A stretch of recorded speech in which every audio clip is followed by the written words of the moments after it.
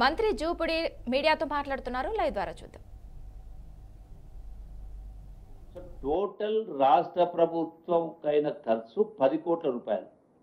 ఇది కూడా subject condition ఏమంటావునా, రాష్ట్ర ప్రభుత్వానికి మా అధికారుల ద్వారా, టూరిజం డిపార్ట్మెంట్ అధికారుల ద్వారా స్పాన్సర్షిప్ కమిట్మెంట్ వచ్చిన వాళ్ళు, కమిట్మెంట్ చేసిన వాళ్ళు అవి కూడా ఆ డబ్బులు వచ్చేస్తే ఇది కూడా ఖర్చు లేదు. అంటే ఏమని అర్థం?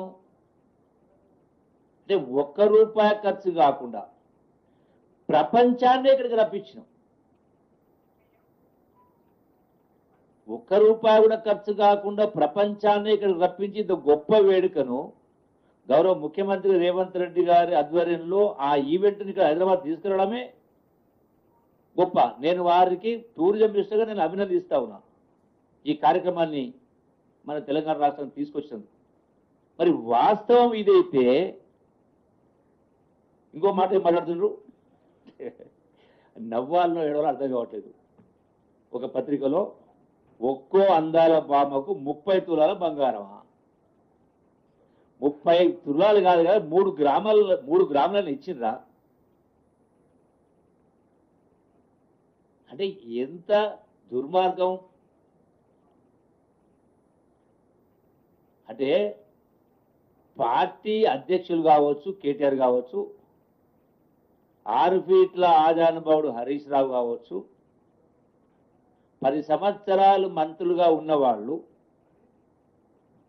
ఇటువంటివి ఆరోపణలు చేసి ప్రజలను మీ పత్రికల ద్వారా మీరు అపాయింట్ చేసినటువంటి సోషల్ మీడియా, నెలకు ₹1 కోట్ల జీతాలు ఇచ్చి సోషల్ మీడియా ద్వారా మీరు ప్రచారం చేయించుకుంటా ఉన్నారో, అంటే పూర్తి పచ్చి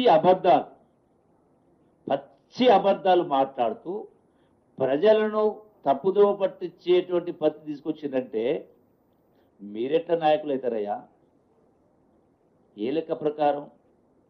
అంటే దీన్ని బట్టి నాకేమర్థమవుతుందంటే, మళ్ళీ అది పోతే రాజకీయాలు జోలిపోవచ్చు, కానీ అంటే 100% ఇక్కడ యాక్చువల్గా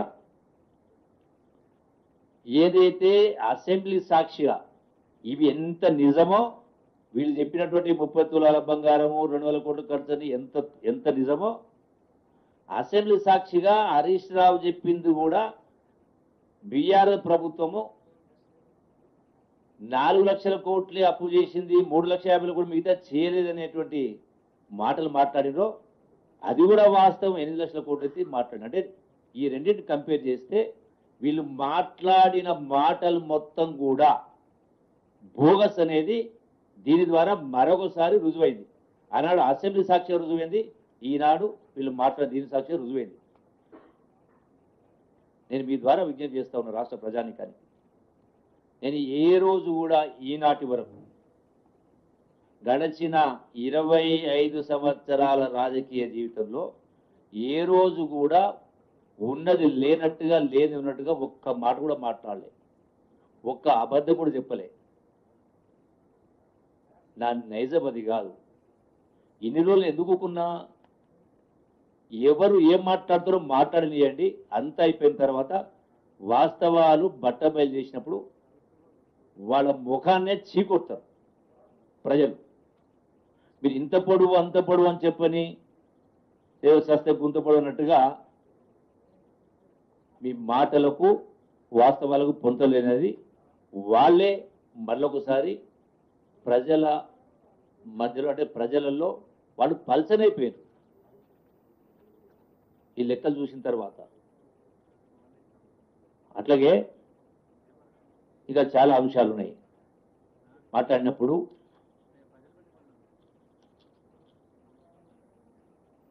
రోజున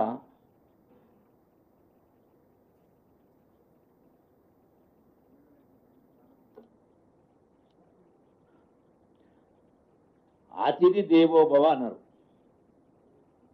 ఇంకో ఫోటో చూస్తాను.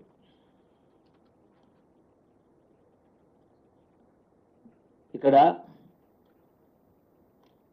పేపర్ మీద చదవాలన్నా, నమస్తే తెలంగాణలో అంటే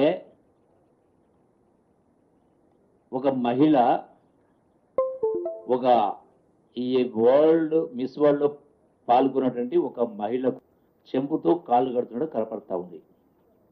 ఇదేం దాచిపెడతలేదు. మొత్తంగా అక్కడికి 33 మంది వెళ్తే 32 మంది వాళ్ళ కాళ్ళు వాళ్ళే గడుక్కున్నారు. ఎవరు గడగలే.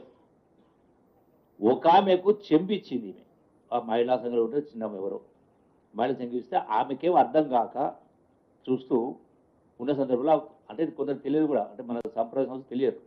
అప్పుడు ఆ టైంలో అక్కడ ఉన్న మహిళ చెంపుతో కాళ్ళు కడిగింది. అంటే ఇది ఒక చిన్న ఒక సంఘటన. ఇదేదో